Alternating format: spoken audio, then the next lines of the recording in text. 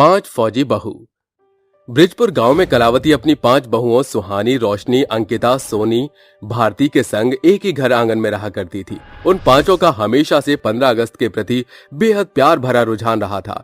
सुहानी घर की सफाई कर रही थी, तभी उसकी नजर कैलेंडर पर पड़ती है। आज तो 1 अगस्त है।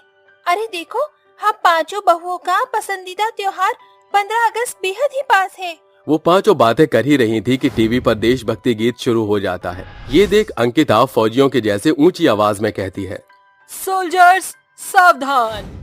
तभी वहाँ कलावती आ जाती है और अपनी 5 बहुओं को ऐसे देख कहती है, अरे सवेरे सवेरे तुम पांचों सावधान की मुद्रा में क्यों खड़ी हो? कलावती के सवाल का 5 में से कोई जवाब नहीं देती, जिसे देख वो कहती है, अरे तुम पांचों की एक संग सांप सूंघ गया है क्या?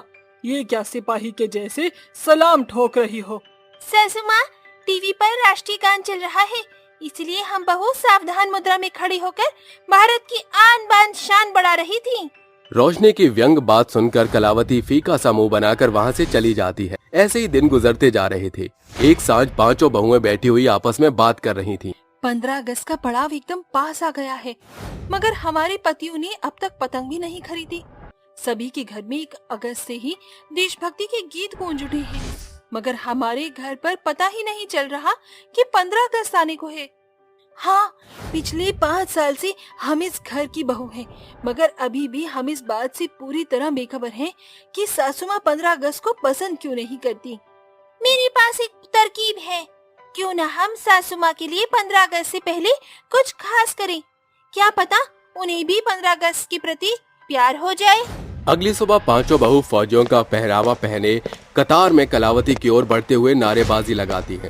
वंदे मातरम, वंदे मातरम, हमारा भारत महान रहे, ओ जी इसकी शान रहे। 5 बहू को फौजी के पोशाक में पहना देख कलावती के तलवों का गुस्सा जैसे सिर चढ़ जाता है और वो कहती है, अरे बंद करो ये नारेबाजी। ये तुम लुगाइयों ने कैसा लिबास पहना है? सासू माँ, हमें तो लगा था कि आपको ये पसंद आएगा। खबरदार, जो फिर कभी ये दोहराया तो। फौजी बनना कोई अटखेल नहीं है। पहली बात ये, तुम पांचों का ससुराल है, सरहद की सीमा नहीं। दूसरी बात, तुम जननी हो, देश का जवान बनने की कोशिश ना करो। ये सब कहते हुए कलावती की आंखों में आंसू भर आते हैं। वो गुस्से से पैर पटकती हुई वहाँ से चली जाती है। तभी भारती कहती है, आखिर माँ जी का 15 अगस्त के प्रति इस बेरुखी का कारण क्या है? आज आप पांचों को बताना ही होगा। कहो अमर, आखिर क्यों 15 अगस्त आते आते माँ जी का खुशनुमा चेहरा पीला पड़ जाता है? दरअसल हमारे पिताजी फौज के जनरल थे। उन्होंने एक फौजी के फर्ज को बखूबी पूरा किया। जब तक पिताजी सरहद की सीमा पर सैनिक की तरह जंग लड़ते थे, पूरा गांव उनकी सराहना करते नहीं थकता था। फिर पिताजी एक जंग को लड़ते लड़ते शहीद हो गए। तब से माँ को ऐसा लगता है कि सभी ने पिताजी को भुला दिया है, जो कि सही मायने में सच है। वो दिन भी 15 अगस्त का था जब पिताजी शहीद हुए थे, बस इसलिए। ये सुनकर 5 बहुओं की आंखों में आंसू भर आते हैं। वो आपस में बात करती हुई कहती हैं, क्यों ना हम पांचों मिलकर इस 15 अगस्त पर पिताजी के प्रति कुछ कार्यक्रम आयोजित करें। हाँ, इससे माँ जी को प्रोत्साहन मिलेगा। तो फिर तय रहा, इस 15 अगस्त पर हम पांचों पिताजी को एक बार फिर इस गांव में पहचान कराएंगे। गुजरते पल के साथ 15 अगस्त का दिन भी आ जाता है। 5 गांव के प्रांगण में कार्यक्रम आयोजित करती हैं। मंच पर खड़ी भारती सभी का स्वागत करते हुए कहती है, इस 15 अगस्त के सुहाने अवसर पर हम पांचों बहू साथ मिलकर आप सभी जन का अभिनंदन करती हैं। आज का ये कार्यक्रम किसी खास शख्स की स्मृति से जुड़ा हुआ है। कलावती एकटक अपनी बहुओं को निहार रही थी। रोशनी के गीत गुनगुनाते ही कलावती की आंखों में आंसू भर आते हैं। हर करम अपना करेंगे, ए वतन तेरे लिए दिल दिया है, जा भी देंगे, ए वतन तेरे लिए। हम जिएंगे और मरेंगे, ए वतन तेरे लिए। ये देशभक्ति गीत तो इनका पसंदीदा हुआ करता था। कलावती सोच ही रही थी कि स्टेज से उसका आमंत्रण आता है। मैं चाहूंगी कि फौजी शेरशाह बहादुर सिंह की धर्मपत्नी कलावती जी, यानी कि हम 5 बहू की सास स्टेज पर आकर ये पर्दा हटाएं। कलावती जैसे ही पर्दे की डोर को खींचती है, उसके पति का बड़ा सा फौजी के अवतार में स्मारक स्थापित देख उसकी आंखों में खुशी के आंसू भर जाते हैं। सारा गांव सलामी देता है, जिसके बाद पांचों बहुएं एक साथ कहती हैं, 15 अगस्त मुबारक हो सासू माँ। बहू, अपनी सास को माफ कर दे। मुझे लगा था कि सभी इनकी शहादत को भूल चुके हैं, मगर आज तुमने मेरे फौजी पति का स्मारक बनाकर अपनी सास का मान बढ़ा दिया है। इसके पश्चात कलावती अपनी पांचों बहू के साथ 15 अगस्त का झंडा फहराती हैं। फिर सभी राष्ट्रीय गान गाते हैं। तभी एक पोस्टमैन 15 अगस्त के अवसर पर पांचों को एक एक संदेश देता है। पांचों फौरन उस चिट्ठी को पढ़ती हैं। अरे क्या हुआ, तुम पांचों ने एक साथ चुप्पी क्यों साध ली? फिर पांचों एक साथ मिलकर खुशी से बोलती हैं, माँ जी, हम पांचों फौजी बन गई। ये सुनकर कलावती का चेहरा डर से पीला पड़ जाता है और वो कहती हैं, इतनी अहम बात जो तुम पांचों से पता चलनी चाहिए थी, वो मुझे इस संदेश से पता चल रही है कि तुम पांचों सरहद पर जाने की तैयारी कर रही हो। माँ जी, हम पांचों बहू के फर्ज के साथ फौज की तैयारी भी कर रही थी, जिसकी खबर हमारे पतियों को भी पता नहीं थी। माँ जी, हम पांचों बहुएं फौजी बनकर अपने स्वर्गीय ससुर जी के जैसे सरहद पर फौजी बनकर देश की सेवा करना चाहती हैं। इस पर गांव के मुखिया मुकुल सिंह कहता है, अरे सोच का रही हो भौजाई, फौजी बनकर देश की सेवा सबन के भाग्य में नहीं होवत है, जाए ते बहुरिया के। मगर अरे अगर मगर छोड़ो कलावती बहन। माँ जी, हम जानती हैं कि आपको ये डर सता रहा है कि हम औरत हैं। मगर माँ जी, देखना, जिस पल आपकी आंखें अपनी 5 बहू को फौजी बना देखेंगी, उस पल आपका सर फक्र से ऊंचा हो जाएगा। माँ जी, आप एक फौजी की बीवी हैं। ये खौफ की चादर आपके चेहरे पर नहीं जचती, उतार फेंकिए उसे। माँ जी, एक जननी ही देश के जवान को जन्म देती है, तो वो जननी क्यों फौजी बनकर सरहद की सीमा नहीं नाप सकती? अगले दिन पांचों बहुएं फौजी का पहनावा पहनकर तैयार होती हैं। पूरा गांव मिलकर उन्हें स्टेशन छोड़ने आता है। जाओ बहू, फौजी बनकर अपने देश गांव का जमीन का मान बढ़ा देना। हाँ बहू, देखना, जंग में जीत का बिगुल तुम पांचों ही बजाओगी। थोड़ी ही देर में ट्रेन पटरी पर दस्तक देती है और कलावती हंसी खुशी अपनी पांचों फौजी बहू से कहती है, जाओ मेरी पांचों फौजी बहू और अपना फर्ज अदा करो। जीत तुम्हारी ही होगी, ये तुम्हारी सास का आशीर्वाद है। सरहद में शामिल होने के बाद से पांचों फौजी बहू कई बड़ी जंग पर जीत हासिल करती हैं, जिसके बाद वो छुट्टियों में घर लौटती हैं। पूरा स्टेशन फूल और शहनाइयों के संग उनका स्वागत करता है। स्वागत है मेरी पांचों फौजी बहू। मैं जानती थी तुम पांचों फौजी फतेह हासिल करके ही लौटोगी। माँ जी, पूरे महीने भर की लंबी छुट्टी मिली है। इन दिनों आपकी पांचों फौजी बहू सरहद की सीमा को भूलकर सिर्फ बहू बनकर ससुराल और अपनी सास की सेवा सहाय करना चाहती हैं। पांचों बहू सरहद से मिली छुट्टी में अपनी सास के संग पारिवारिक जीवन जीती हैं और सरहद से संदेश आने पर वो पांचों एक बार फिर फौजी बनकर अपना फर्ज अदा करने चली जाती हैं। चलते हैं माँ जी, आपकी फौजी बहू को उसका फर्ज पुकार रहा है। जाओ और घुसपैठियों के छक्के छुड़ाकर उन्हें भारत देश की जननी की ताकत का एहसास दिलाकर लौटना। इसी के साथ 5 फौजी बहू की ये कहानी होती है यहीं समाप्त। अमीर वर्सेस गरीब बहन। किशनगंज में रहने वाले सुरेश की 2 बेटियां थीं, जिनका नाम न्यासा और दिलासा था। एक सुबह सुरेश अपनी बेटियों को निहारते हुए कहता है, वक्त हो चला है जब मुझे अपनी दोनों बेटियों के हाथ पीले करने के बारे में सोचना चाहिए। फिर वो दोनों बेटियों को अपने पास बुलाकर कहता है, बिटिया, तुम दोनों ब्याह के लायक हो गई हो। वैसे तो शादी को लेकर हर लड़की के मन में अनेकों आशाएं जुड़ी होती हैं। अगर तुम दोनों के दिल में कोई है तो तुम अपने पिता को खुलकर बता सकती हो। दोनों की खामोशी देखकर सुरेश को चैन पड़ता है, जिसके बाद दोनों बहनें एकाएक पिता के सामने शादी के प्रति अपना रुझान साझा करती हैं। जहां न्यासा बेधड़क होकर कहती है, पिताजी, मैं एक ऐसे शख्स से शादी करना चाहती हूँ जिसका बड़ा सा घर-बार हो और अच्छा खासा बिजनेस हो, ताकि मैं सारी उम्र ठाट से रह सकूं। पिताजी, मेरी सिर्फ एक ही चाहत है, मुझे अपने पति में अपने पिता की छवि मिले। उस रोज से सुरेश अपनी बेटियों के विवाह के लिए वर तलाशने लगता है, जो मनोहर और युवराज नाम के 2 अलग अलग लड़कों पर खत्म होता है। जहां युवराज एक बहुत बड़ा बिजनेसमैन था, वहीं मनोज एक साधारण तबके का व्यक्ति था जिसकी किराने की दुकान थी। वो एक ही मंडप में अपनी दोनों बेटियों का ब्याह रचा देता है। अगले 2 दिनों के बाद दोनों बहनें पग फेरे के रस्म के लिए पिता के पास आती हैं, जहां न्यासा अपने रुतबे का अमीरी अंदाज में धौंस झाड़ते हुए कहती है, अरे दिलासा, ये कैसी फीकी पुरानी साड़ी पहनी है तुमने? फुटपाथ से खरीदी है क्या? फिर इतने हल्के गहने नई नवेली दुल्हन पर शोभा देते हैं क्या? भला मुझे देखो, सर से पांव तक सोने से लदी हुई हूँ। तुम्हारे जीजाजी ने मुझे कल ही बड़े बाजार से एक साथ 7 कांजीवरम की साड़ियाँ दिलाई है।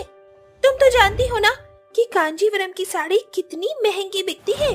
इस पर दिलासा अपनी बहन न्यासा से कहती है, अमीर बनने का अरमान किसका नहीं होता, मगर सभी की किस्मत तुम्हारी जैसे ही बलवान नहीं है मेरी प्यारी बहना।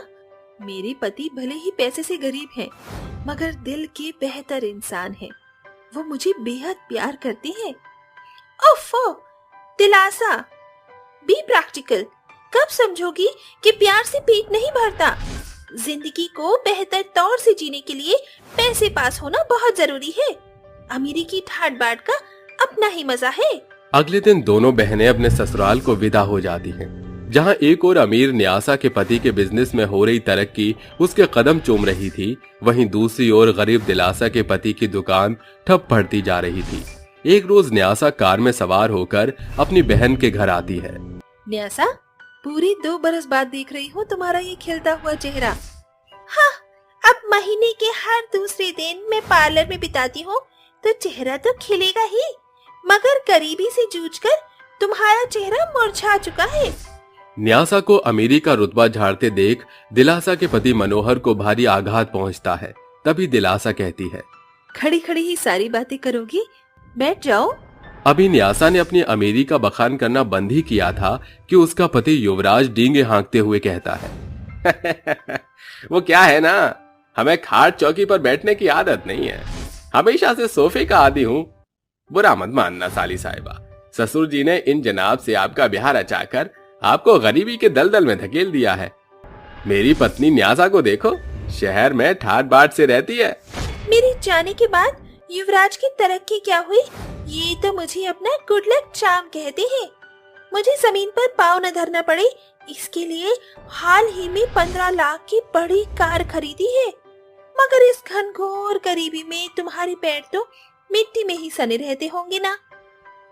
एकदम से मनोहर के सब्र का बांध टूट जाता है और वो भड़कते हुए कहता है, बस अपनी अमीरी का रौब झाड़कर मेरी बीवी को नीचा दिखाना बंद कर। अमीरी के रुतबे से तुम्हारी भौहें घमंड से चढ़ गई हैं न्यासा। अरे, जिसकी पैसे की तो औकात नहीं है, उसकी तेवर ऐसे जैसे कोई बिजनेस टाइकून हो, करीब देहाती। उनके जाने के बाद मनोहर कहता है, अमीरी और शानो शौकत के नशे में चूर हो गई है न्यासा। आखिर क्या मिलता है उसे हर बार तुम्हें नीचा दिखाकर? शायद उसे ऐसा करके खुशी मिलती होगी, तो खुश होने दीजिए ना उसे। पिताजी के जाने के बाद बेहद कच्ची उम्र में घर की जिम्मेदारियां मेरे सर पर आ गईं। मैंने पाई पाई जोड़कर ये दुकान खोली, मगर अब किराने का काम भी ठप पड़ गया है, ज्यादा पैसे भी नहीं बचे।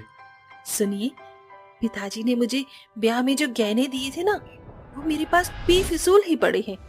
उन्हें बेचकर कोई दूजा काम शुरू कर लीजिए। मनोहर दिलासा के जेवर गिरवी रखकर कुछ पैसे मोल ले आता है। अरे, आ गए आप? कुल जेवरों का यही दाम मिला है। सोचा था कि इसे कोई बड़ा व्यापार खोलूंगा, मगर इतने कम पैसों में पड़ता नहीं दिखाई पड़ रहा। अक्सर छोटे कदम ही बड़ी सफलता का कारण ठहरते हैं। शादी का सीजन चल रहा है, माँ अन्नपूर्णा का नाम लेकर मीठे से शुरुआत करते हैं। फिर दोनों दंपति घर में मिठाई बनाकर उन्हें बेचने के लिए बाजार में आते हैं। दोनों काफी देर आवाज लगाते हैं, मगर किसी को ना आता देख वो हताश मन से कहते हैं, सवेरे से सांझ होने को आ गई है, अब तक हमारे एक भी लड्डू की बोहनी तक नहीं हुई। अगर ये आखिरी पैसे डूब गए तो? देर शाम एक धनी व्यक्ति उनके पास आकर कहता है, अरे सुनो, ये सारी मिठाई जल्दी से बांध दो। वैसे तो मैं खुद मिठाई का व्यापारी हूँ, मगर जो मेरी दुकान की मिठाई बनाता है वो आज आया नहीं, इसलिए ये मिठाई मुझे ब्याह में पहुंचाना है। मिठाई वाला सारी मिठाइयां खरीद कर उन्हें दाम देता है, जिससे वो कई रोज बाद वो भरपेट खाना खाते हैं। इन पैसों से कल हम और ज्यादा तादाद में मिठाई बनाएंगे। अगले सवेरे दोनों मिठाइयां बनाकर उसी जगह बेचने पहुंचते हैं। तभी वही मिठाई वाला आकर उनसे कहता है, अरे भाई, कल शादी में तुम्हारे लड्डू की खूब सराहना हुई और मेरे पास बड़े तबके के लोगों की शादी के मिठाइयों के ऑर्डर आते हैं। मेरी खातिर मिठाई बनाओगे? इससे हमारी कमाई का जरिया बढ़ेगा तो हर्ज कैसा, हमें ये सौदा मंजूर है।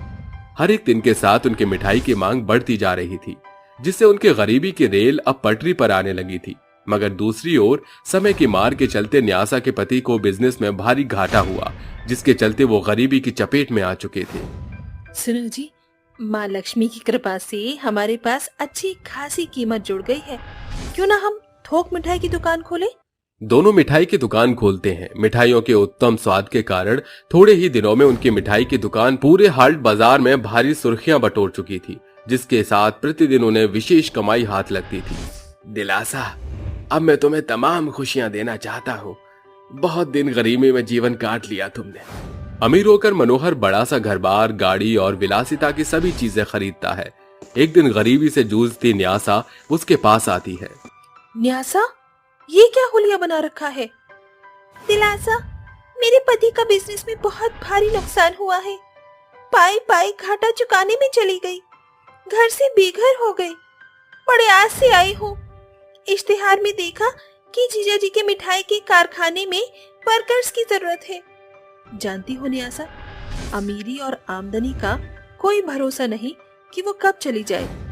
एक दिन तुमने मेरी गरीबी का मजाक बनाकर अपनी अमीरी का गुमान दिखाया था। आज तुम मेरे सामने झोली फैलाए खड़ी हो। अमीरी का कोई भरोसा नहीं, कब अर्श से फर्श पर ले आए। न्यासा का झुका सिर जैसे जमीन में गड़ने के लिए उतावला था।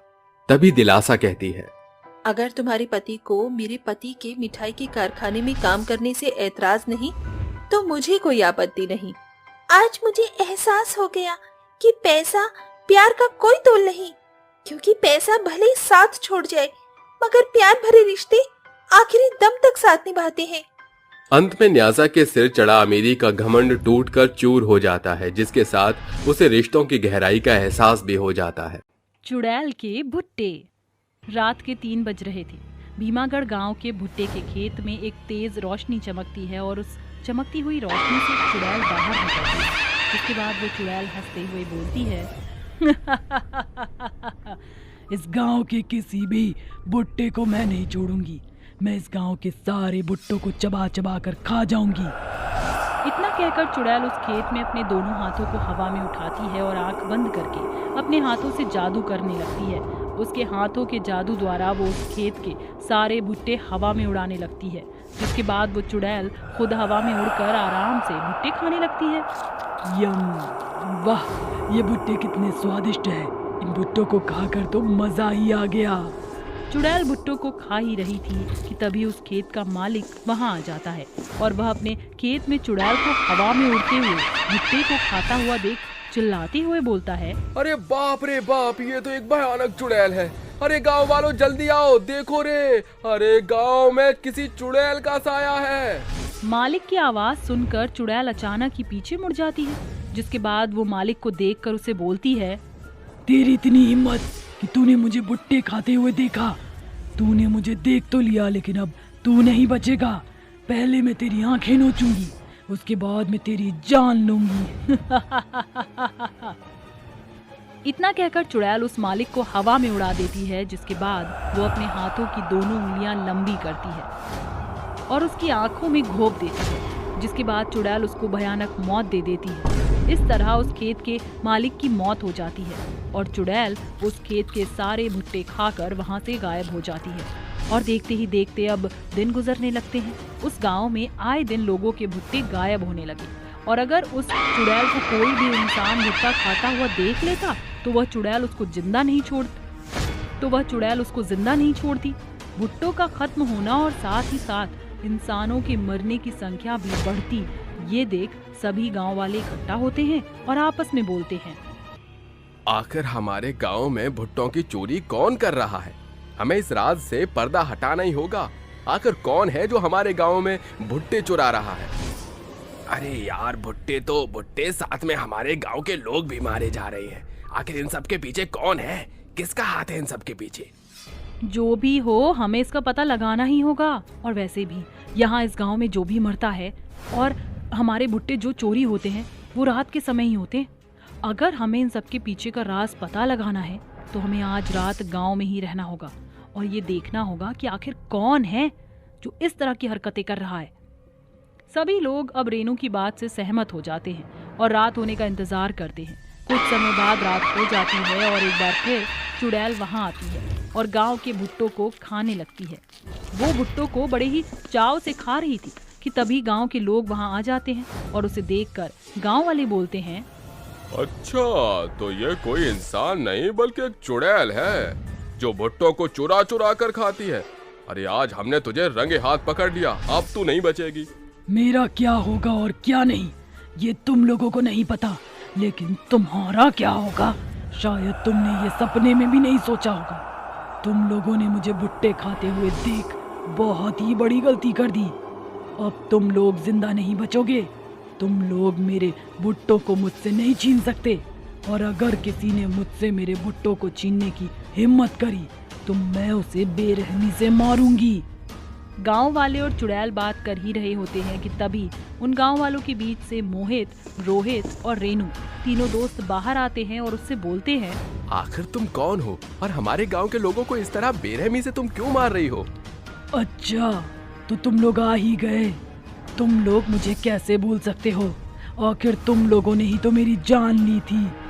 नंदनी, ये तुम हो? मेरी बहन, तुम इस तरह लोगों को क्यों मार रही हो? क्या तुम इस चुड़ैल को जानती हो? और अगर तुम सभी इस चुड़ैल को जानती हो तो कौन है और क्यों हमें परेशान कर रही है? ये तीनों तुम लोगों को कभी सच नहीं बताएंगे। मैं तुम्हें सारा सच बताती हूँ। 10 साल पहले की बात है। रेनू जो कि मेरी बहन थी, रोहित और मोहित, हम दोनों बहनों के दोस्त थे। हम चारों उस समय केवल 10 साल के थे। मुझे भुट्टा खाना बहुत ही ज्यादा पसंद था। एक बार जब भुट्टे वाला गली में आया तो मैंने अपने बचाए हुए पैसे से भुट्टे खरीद लिए, लेकिन इन लोगों ने मेरे भुट्टे को छीन कर छत पर भाग गए और मैं इन लोगों से अपने भुट्टे मांगती रही। मेरे भुट्टे मुझे वापस कर दो। नहीं नहीं, अब हम तेरे भुट्टों को वापस नहीं करेंगे। हम सभी लोग आपस में मिल बांट कर इस भुट्टे को बड़े ही मजे से खाएंगे। रेनू दीदी, देखो ना, ये क्या कह रहे हैं, मुझे मेरे भुट्टे दिलवा दो। अरे नंदनी, तुम चिंता क्यों कर रही हो? ये लोग तो बस तुम्हारे साथ मजाक कर रहे हैं। ये खाएंगे नहीं, तुम चिंता मत करो। नंदनी रेनू की बात नहीं सुनती, जिसके बाद नंदनी मोहित और रोहित से छीना झपटी करने लगती है और इस तरह छीना झपटी में नंदनी को धक्का लग जाता है और नंदनी छत से नीचे गिर जाती है और इस तरह नंदनी की मौत हो जाती है। इस तरह मेरी मौत हो गई।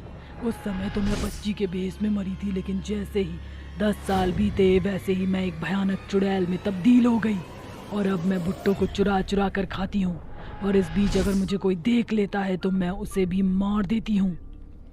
नंदिनी, धोखाधड़ी में तुम नीचे गिर गई थी, तुम्हें किसी ने मारा नहीं, तो तुम इस तरह हम लोगों को मत मारो। तुम हम लोगों को आखिर परेशान क्यों कर रही हो? छोड़ दो हम सभी लोगों को। धोखे में मेरी जान नहीं गई थी, तुम लोगों ने जानबूझकर मुझे मारा था। और वैसे भी मैं यहाँ पर किसी को मारती नहीं, लेकिन जो मुझे भुट्टे को खाते हुए देख लेता है मैं बस उसे मारती हूँ, क्योंकि वो मेरा राज सबको बता देता। अब तो तुम्हारा राज सभी गांव वालों को पता चल गया कि तुम कौन हो। अब तो तुम यहाँ मौत का गंदा खेल बंद कर दो। ठीक है, यहाँ पर मैं किसी को भी नहीं मारूंगी, लेकिन तुम मुझसे एक वादा करना होगा कि तुम हर रोज मेरे लिए सुबह शाम भुट्टे लाकर मेरी कब्र के पास जोड़ दोगे। अगर तुम ऐसा करते हो तो मैं तुम लोगों को कभी भी परेशान नहीं करूंगी। ये मेरा तुमसे वादा है। चुड़ैल की बातों से अब सभी लोग सहमत होते हैं, जिसके बाद चुड़ैल वहाँ से अपने आप गायब हो जाती है और हर रोज अब सभी गांव वाले नंदिनी की कब्र पर भुट्टे रखकर चले जाया करते। इस तरह अब चुड़ैल किसी भी गांव वाले को परेशान नहीं करती और सभी गांव वाले अब एक साथ खुशी से रहने लगते हैं। निधि नाम की लड़की अपनी माँ नैना और अपने पिता रघु के साथ रहती थी।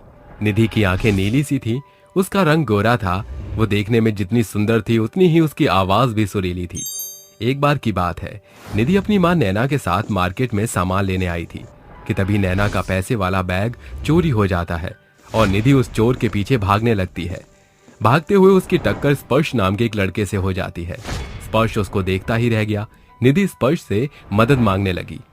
मदद करो, वो चोर मेरी माँ का पर्स चुरा कर भाग रहा है। स्पर्श बिना सोचे समझे निधि की माँ का पर्स लेने के लिए उस चोर के पीछे दौड़ने लगता है। उस चोर से स्पर्श निधि की माँ का पर्स ले लेता है, जिसके बाद वो उसे खूब मारता है और निधि का पर्स उसको देते हुए बोलता है, हाय ये गोरा चेहरा, ये नीली नीली आंखें, सुरीली सी आवाज ने तो मेरे दिल को घायल कर दिया। उसकी ये बात सुनकर निधि थोड़ा सा शर्माती है और अपनी पलकें झुकाकर मुस्कुराती है। उसकी मुस्कुराहट और शर्माहट को देखकर स्पर्श एक बार फिर बोलता है, हाय ये शर्माहट कहीं मेरी जान न ले जाए। वैसे मिस ब्यूटीफुल, आपका नाम क्या है? निधि उसको शर्माते हुए बोलती है, आपका बहुत बहुत धन्यवाद। वैसे मेरा नाम निधि है। निधि और स्पर्श आपस में बात कर रहे थे कि तभी पीछे से नैना वहां आती है और अपनी बेटी से बोलती है, अरे निधि बेटा, मेरा पर्स मिल गया क्या? हाँ माँ, पर्स मिल गया है और हमें पर्स दिलवाने वाला हमारे सामने खड़ा है। ये है स्पर्श, इन्होंने ही पर्स दिलवाया है और चोर का पीछा किया। उस चोर को तो अच्छा सबक सिखाया इन्होंने। अरे ये तो बहुत अच्छी बात है। स्पर्श बेटा, तुम करते क्या हो? हाँ आंटी जी, मेरा खुद का बिजनेस है, मैं बिजनेसमैन हूँ। आपकी बेटी ने तो मेरा दिल ही जीत लिया। वैसे आपकी बेटी बहुत ही अच्छी और होनहार है। हाँ, मेरी बेटी होनहार होने के साथ साथ थोड़ी नटखट भी है। इतना कहकर सभी आपस में हंसने लगते हैं और सभी आपस में बात करने के बाद अपने अपने घर चले जाते हैं। ऐसे ही अब दिन बीतने लगते हैं और स्पर्श निधि के घर आने जाने लगता है। देखते ही देखते निधि और स्पर्श के बीच में नजदीकियां बढ़ जाती हैं और स्पर्श निधि से शादी करने की बात उसके सामने रखता है। ये सुनकर कि स्पर्श उससे शादी करना चाहता है, निधि बहुत ही खुश हो जाती है और स्पर्श को लेकर अपने घर में जाती है। जिसके बाद स्पर्श निधि की मां नैना से बोलता है, आंटी जी, मुझे आपकी बेटी बहुत ही पसंद है, मैं निधि से शादी करना चाहता हूँ। अरे बेटा, तुम तो शादी के लिए राजी हो, लेकिन तुम्हारी माँ राजी है या नहीं, ये मुझे कैसे पता चलेगा? आप उसकी चिंता मत कीजिए। मैं अपनी माँ का इकलौता लड़का हूँ और उन्हें बहुत ही खुशी मिलेगी जब मैं उन्हें ये बताऊंगा कि मैंने उनके लिए एक सुंदर और सुशील बहू ढूंढ ली है। स्पर्श की बात सुनकर नैना खुश हो जाती है और अपनी बेटी की शादी स्पर्श से करवाने के लिए तैयार हो जाती है। और उसी रात स्पर्श अपनी माँ सुजाता के पास जाता है और उससे बोलता है, माँ, मैं एक लड़की से बहुत प्यार करता हूँ, वो लड़की बहुत ही खूबसूरत है। देख बेटा, तू उस लड़की से प्यार तो करता है, लेकिन उसमें कोई कमी नहीं होनी चाहिए। अगर उसमें कोई कमी हुई तो मैं तेरी शादी उससे नहीं करवा पाऊंगी। अरे हाँ माँ, वो बहुत ही सुंदर और सुशील है, उसके अंदर किसी भी चीज की कमी नहीं है। सुजाता स्पर्श की शादी के लिए सहमत हो जाती है। तो वहीं दूसरी तरफ निधि की माँ नैना अपने पति रघु से बोलती है, रघु जी, स्पर्श है तो बहुत ही अच्छा लड़का, लेकिन उसे जब हमारी निधि का सच पता चलेगा तो वो उसे ठुकरा देगा। इसलिए हमें निधि का सारा सच स्पर्श को बता देना चाहिए। नैना, स्पर्श बहुत ही ज्यादा अच्छा लड़का है, स्पर्श के जैसा लड़का हमें शायद ना मिले, इसलिए हम उसे अपनी बेटी का सच बताकर अपनी बेटी का रिश्ता नहीं तोड़वाना। क्या पता ये सच जानकर वो उससे शादी ना करे। ये सब सोचकर वो निधि का सच स्पर्श और स्पर्श की माँ सुजाता से छुपा लेते हैं। अगली सुबह स्पर्श अपनी माँ सुजाता को लेकर निधि के घर आता है। सुजाता निधि को पसंद कर लेती है और सुजाता निधि का अपने बेटे से रिश्ता पक्का करके चले जाते हैं। अगले एक हफ्ते में उन दोनों की शादी हो जाती है। शादी के बाद उसका जीवन बहुत ही खुशहाल तरीके से गुजर रहा था और एक दिन सुजाता अपनी बहू निधि से बोलती है, अरे निधि बहू, आज मेरा चटपटा खाने का मन कर रहा है, तो आज जब तू खाना बनाएगी तो उसमें लाल मिर्च का पाउडर थोड़ा ज्यादा डाल देना। ये सुनकर निधि सोच में पड़ जाती है और खुद से बोलती है, हे भगवान, लाल मिर्च पाउडर से तो मुझे छींकें आती हैं। अगर मैंने छींक दिया तो मेरा सच सबके सामने आ जाएगा। अरे बहू, कहाँ खो गई? ठीक है माँ, जैसा आप चाहें। निधि अब रसोई में खाना बना रही थी कि तभी पीछे से स्पर्श आता है और उसे पकड़ लेता है।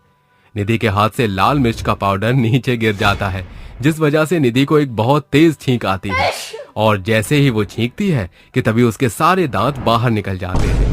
जैसे ही उसके दांत बाहर आते हैं कि तभी उसके सास भी वहां पहुंच जाती है और अपनी बहू को बिना दांत देख वो हंस पड़ती है हंसने के साथ साथ उसे बहुत गुस्सा भी आता है और वो गुस्से में बोलती है, हे भगवान, हमारे साथ तो धोखा हुआ है।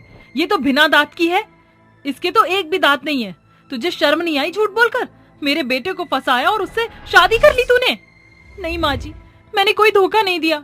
अरे बस कर करमजली, और कितना झूठ बोलेगी? तुझे तो बिल्कुल भी शर्म नहीं आ रही झूठ बोलते हुए। अरे जा जाकर कहीं चुल्लू भर पानी में डूब मर जा। अपनी बीवी निधि को इतना उल्टा सीधा सुनता देख स्पर्श बोलता है, अरे माँ, उसको इतना क्यों बोल रही हो? उसे इतना उल्टा सीधा बोलने से पहले एक बार उसकी मजबूरी तो सुन लो कि आखिर उसने ऐसा क्यों किया, और अगर उसमें ये कमी है तो हमें उस कमी को अपनाना चाहिए। निधि, तुम बताओ, तुम्हारे साथ क्या हुआ? स्पर्श, मैं बचपन में अपनी सहेलियों के साथ खेल रही थी। खेलते खेलते मेरा पैर फिसल गया और मैं छत से नीचे गिर गई, जिसके कारण मेरे आगे के 4 दांत टूट गए। उन दांतों के टूटने की वजह से मेरे सभी दांत कमजोर हो गए। मेरे दांतों में आए दिन दर्द रहता था और जब मम्मी ने डॉक्टर से चेकअप करवाया तो उन्होंने मुझे सारे ही दांत निकालने की सलाह दी, क्योंकि मेरे मसूड़ों के अंदर एक भारी जख्म बन रहा था।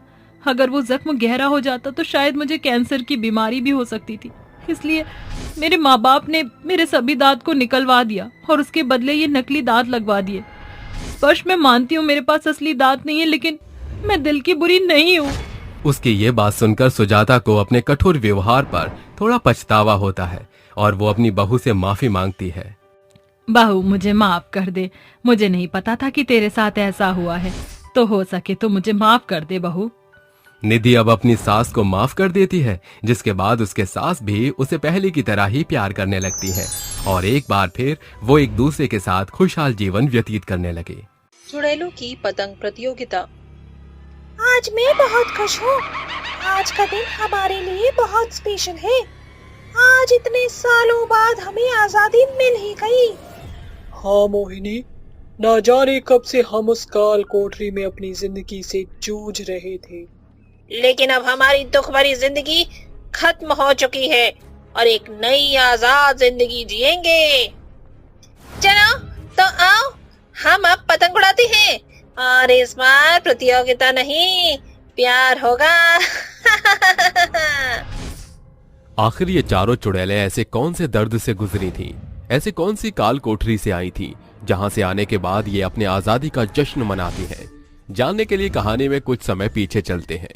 चारों चुड़ैलें एक ऐसी जगह कैद थीं जहां से शायद वापस आना उनके लिए नामुमकिन था, और उन पर अत्याचार करने वाला कोई और नहीं बल्कि शैतानों का राजा था। उस शैतान का बहुत बड़ा शैतानी साम्राज्य था, जहां एक नहीं, दो नहीं, बल्कि काफी तादाद में चुड़ैलें थीं। सारी चुड़ैलें जंजीरों में लिपटी हुई अंधेरे में थीं। तभी वो शैतान हंटर जमीन पर मारते हुए आता है। तुम्हारी हालत तो बहुत बुरी है मेरी दासी चुड़ैलों। चलो, काफी वक्त से तुम सबको खुराक नहीं मिले, तो क्यों ना आज वो खुराक दे दी जाए। नहीं नहीं आका, छोड़ दीजिए। अब अपने कोड़े हम पर न बरसाइए। तुम्हारी इतनी जुर्रत कि तुमने मुझ पर हुक्म चलाया, अब इसका दंड तो तुम्हें अवश्य मिलेगा। ये कहते ही शैतान चुड़ैल को अपने हंटर से मारने लगता है। उसकी चीख की गूंज बाकी चुड़ैलों के कानों में जाती है और वो भी उसके दर्द से करहा जाती हैं। मालिक, मालिक छोड़ दीजिए मुझे, मुझसे गलती हो गई, माफ कर दीजिए। अब पता चला दर्द क्या होता है। आगे से ध्यान रखना, जिम्बा को कोई नहीं हरा सकता, कोई नहीं। ये कहते ही वो हंटर मार मार कर आगे की बंदी चुड़ैलों के पास पहुंचता है, जिससे बाकी की चुड़ैलें डर कर कहती हैं, मुझे जाना है। आका, खोलो इन जंजीरों को कोई। अरे मुझे जाना है। सुने ना, क्या हुआ तुझे? माया, देखना, ये बहुत चिल्ला रही है। क्या हो रहा है सर? ये बहुत डर गई है। इसे उस शैतान जिम्बा के आने की आहट और उसका हंटर से मारना महसूस हो रहा है। बचाओ, कोई बचाओ, मुझे जाना है, मुझे बाहर जाना है। जी तो होता है कि उस जिम्बा को जान से मार डालूं, लेकिन उससे ज्यादा जरूरी ये है कि हम यहाँ से आजाद हो जाएं। हम बहुत जल्दी ही आजाद होंगे। यहाँ तो अब मेरा भी दम घुटता है। एक चुड़ैल होने के बावजूद भी हमें एक कैदी की जिंदगी जीनी पड़ रही है। आसानी से तो वो जिम्मा हमें जाने नहीं देगा, तो कोई रास्ता ही अपनाना होगा। वो हम पर रहम नहीं करता, ना कभी सुनता। तभी वहां वो शैतान पहुंच जाता है और मोहिनी को हंटर मारकर कहता है, छोड़ो छोड़ो, हमें जाने दो। तो अच्छी लगी तुम्हें खुराक मोहिनी? आका, ये आप क्या कर रहे हैं? आप हमें इतनी दुख भरी जिंदगी क्यों दे रहे हैं? क्यों हम पर इतना अत्याचार करते हैं? आखिर हमने आपका क्या बिगाड़ा है? छोड़ो छोड़ो, मुझे बाहर जाना है। आका, यहाँ से मुझे बाहर जाना है, हमें मत मारिए। बाहर जाना? तुम्हें बाहर का ये ख्याल भी कैसे आया तुम लोगों के दिमाग में? ये बोलते ही जिम्बा उन चारों चुड़ैलों पर हंटर मार मार कर उनकी बुरी हालत कर देता है। तभी रागिनी कहती है, आप हमें कितना भी मार लीजिए, हम नहीं डरेंगे। आखिर आप हमें किस बात की सजा दे रहे हैं? कितने वर्षों से हम आपकी गुलामी कर रहे हैं, आपकी कोड़े सहन कर रहे हैं, आपकी हर बात मान रहे हैं, तो हमें क्यों बंदी बनाया गया है? अब तो हमें आजाद कर दीजिए। वो देखिए, बेजान पतंगे भी आसमान में आजाद उड़ रही हैं। एक मौका हमें भी देना चाहिए। बेजान पतंगों से भी बुरा हाल है तुम्हारा तो। हाँ, मैं तुम्हें यहाँ से कभी भी आजाद नहीं होने दूंगा। फिर भी मैं तुम्हें चुनौती देता हूँ। कल 15 अगस्त है, यानी आजादी का दिन, और अगर तुम चुड़ैलें भी आजाद होना चाहती हो तो तुम सबको चुड़ैल पतंग प्रतियोगिता करनी होगी।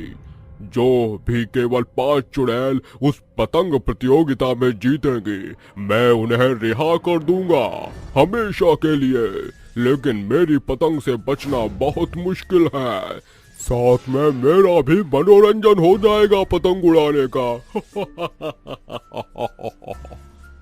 ये हमें आपकी चुनौती स्वीकार है।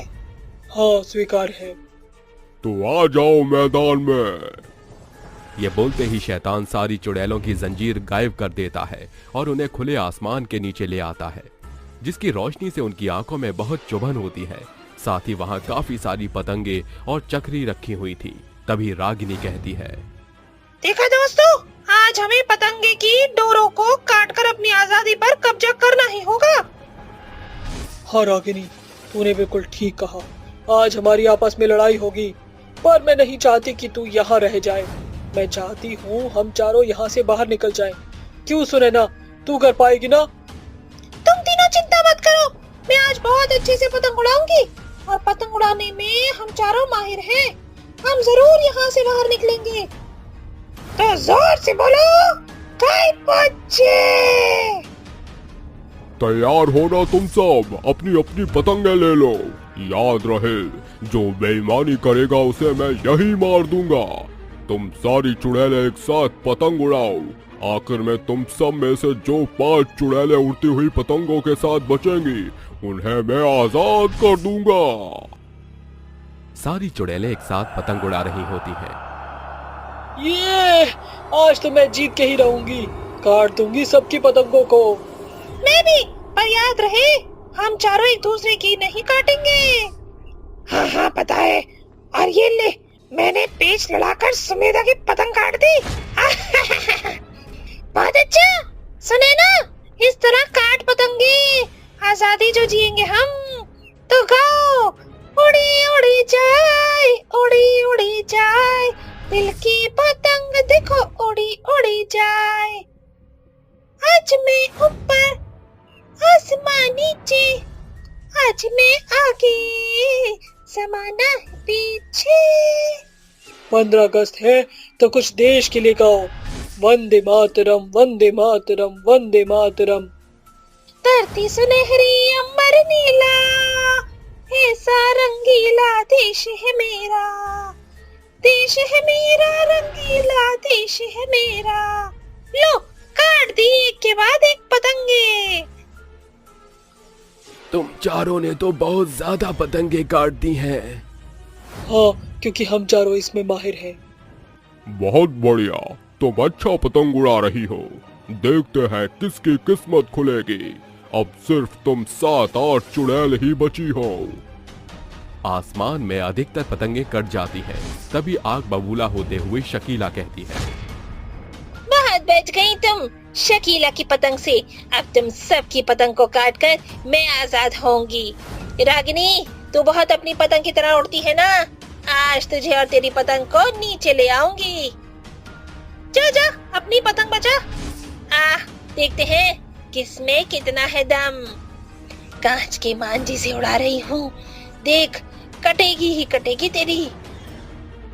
ये तो चीटिंग कर रही है, इसके मांझे में कांच मिला हुआ है। शकीला मोहिनी की पतंग काटने वाली होती है कि जिम्बा उसी मांझे से गर्दन काटकर उसे मार डालता है। तभी माया कहती है, आका, आपने शकीला को क्यों मार डाला? क्योंकि वो चीटिंग करके पतंग को कांच के मांझे से काटना चाहती थी और खेल बराबर का हो तो ही अच्छा लगता है, इसलिए मैंने उसे मार डाला। चलो चलो, अब सिर्फ 6 चुड़ैलें बची हैं। जिस एक की भी पतंग कट गई समझ लेना वो आजाद अब कभी भी नहीं हो पाएगी। जी आका, माया विमला से पीछ लड़ा लिए। हाँ, और अब मैं जीतने वाली हूँ। इतने में रागिनी और माया विमला चुड़ैल की पतंग को काट देती है, जिसके बाद रंका, सुनैना, माया, मोहिनी, रागिनी इस खेल को जीत जाते हैं और शैतान कहता है, तुम्हारी किस्मत में था जो तुम 5 आज से मेरे साम्राज्य से आजाद हुई। जाओ 15 अगस्त की आजादी के साथ अपनी आजादी को भी अब अच्छे से जियो। शुक्रिया आका।